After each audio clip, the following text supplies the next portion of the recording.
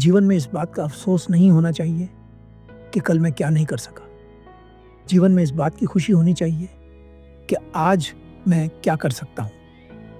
एक छोटी-सी कहानी गौतम बुद्ध के जीवन से आपको यह सिखाएगी कि कैसे आप उन गलतियों के दुःख से मुक्ति पा सकते हैं, जो आपने अतीत में कर दी है। एक दिन बुद्ध अपने भिक्षुओं से कहते हैं, प्रिय भिक्षुओं, आज मैं भिक्षाटन के लिए अकेला ही जाऊंगा। बुद्ध की बात सुनकर उनके सभी भिक्षु थोड़े चिंतित हो जाते हैं, क्योंकि बुद्ध भिक्षाटन के लिए अकेले नहीं जाते थे। वे जब भिक्षाटन के लिए जाते थे तो उनके साथ कुछ भिक्षु भी जाया करते थे, लेकिन आज बुद्ध भिक्षाटन के लिए अकेले ही जाना चाहते थे। बुद्ध के कुछ भिक्षु उनसे कहते हैं, भगवान कृपा कर हमें भी अपने साथ ले चलिए। बुद्ध अपने भिक्षुओं से कहते हैं, मैं कोई भी कार्य अकारण नहीं करता, मेरी बात मानो और मुझे अकेले जाने दो। बुद्ध के निर्णय के सामने किसी का बस नहीं चलता और वे अकेले ही भिक्षाटन के लिए निकल जाते हैं। मार्ग में बुद्ध को बहुत सारे लोग मिलते हैं। जो भी बुद्ध से मिलता उनके चरणों में झुकता, उनका आशीर्वाद लेता और अपने मन का प्रश्न पूछता। बुद्ध उनके प्रश्नों का उत्तर देते और अपने मार्ग में आगे बढ़ जाते।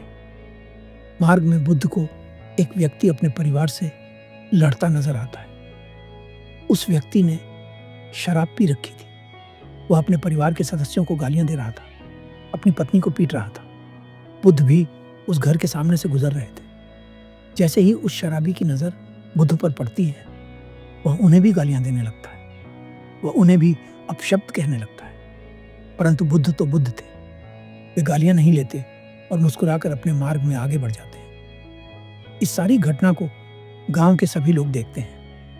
अगले दिन जब उस शराबी का नशा उतर जाता है तो गांव का एक बुजुर्ग उस शराबी के पास आता है और उससे कहता है, तुमने कल अनर्थ कर दिया, तुमने इतना बड़ा पाप कर दिया है जिसका प्रायश्चित किया ही नहीं जा सकता।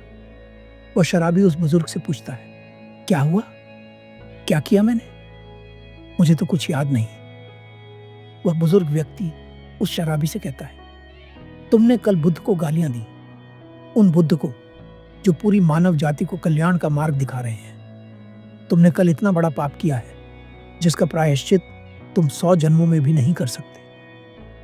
वह शराबी कहता है, परंतु मुझे तो कुछ याद नहीं। वह बूढ़ा व्यक्ति उस शराबी को पूरी घटना बताता है। जब वह शराबी गांव वालों से पूछता है तो उसे अपनी गलती का एहसास होता है।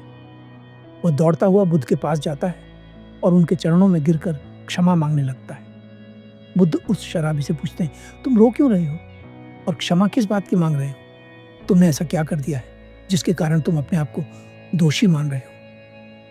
वह व्यक्ति बुद्ध से कहता है, बुद्ध मुझे क्षमा कर दीजिए। कल मैंने आपको गालियां दी, अपशब्द कहे, लेकिन मैं उस समय शराब के नशे में था, होश में नहीं था, इसलिए मुझसे ये पाप हुआ। मुझे क्षमा कर दीजिए। बुद्ध मुस्कुराते हैं और कहते हैं, धुल गए। और तुम्हें सच बताऊं तो मुझे कुछ याद नहीं कि तुमने कौन सी गालियां दी थी, कौन से अपशब्द कहे थे, लेकिन तुम कहते हो तो मैं मान लेता हूं। मैंने तुम्हें क्षमा कर दिया है, अब तुम खुद को भी क्षमा कर दो। वह व्यक्ति बुद्ध से पूछता है, पर बुद्ध, ऐसा कैसे हो सकता है कि कोई व्यक्ति अपने अपमान को भूल जाए? बुद्ध कहते हैं, अतीत में जो हमारे साथ हुआ है, चाहे वह अच्छा हो या बुरा, हम उसे 1% भी नहीं बदल सकते। और जिस चीज को हम 1% भी नहीं बदल सकते, उस चीज के बारे में सोचकर हम अपनी 100% ऊर्जा को क्यों बर्बाद करें? सवाल यह नहीं है कि हम अपने अपमान को भूलते हैं या नहीं। सवाल यह है कि क्या अपने अपमान या सम्मान को याद रखना सार्थक है? क्या यह हमारे जीवन को रूपांतरित कर सकता है? क्या यह हमें वहां पहुंचा सकता है जहां हमें जाना चाहिए, जो हमारा लक्ष्य होना चाहिए? जो बदला ही नहीं जा सकता, उसके बारे में सोचकर अपने वर्तमान को नष्ट करने में क्या फायदा? वह व्यक्ति तो बुद्ध की बात समझ जाता है, लेकिन क्या आप समझ पाए?